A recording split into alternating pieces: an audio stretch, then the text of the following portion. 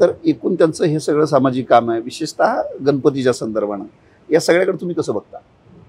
मला खूप छान वाटतं, कारण परंपरा जपणं, नाहीतर आता भाऊसाहेब रंगारी भवन जे आहे तर त्याचं पण म्हणजे पूर्ण बदललेलं आहे. लोकांना माहितीच पाहिजे की फ्रीडम मूव्हमेंट ऑफ इंडिया कुठून चालू झाली, नाहीतर हे कसं सुरू झालं, भाऊसाहेब रंगारी कोण होते आणि त्या भवनात कशा कशा घटना घडत असतील ब्रिटिशच्या अगेन्स्ट, म्हणजे रिवोल्ट करायला. तिथं आता मला तर वाटतं सगळ्यांनी तो भवन पाहायलाच पाहिजे, कारण त्या ब्रिटिश काळी तिथं गन सापडलेले आहेत, ईस्ट इंडिया कंपनीची ट्रंक आहे, ती इतकं सुंदरपणे त्याचं रिफर्बिशमेंट केलेली आहे. तर आपली हिस्ट्री आपल्याला माहिती पाहिजे आणि आपण एवढे लकी आहोत की तिथं आहे. म्हणजे आपल्याला ते असंच क्रिएट नाही करावं लागलं, त्याचं रिफर्बिशमेंट करून पुनीत यांनी केलं.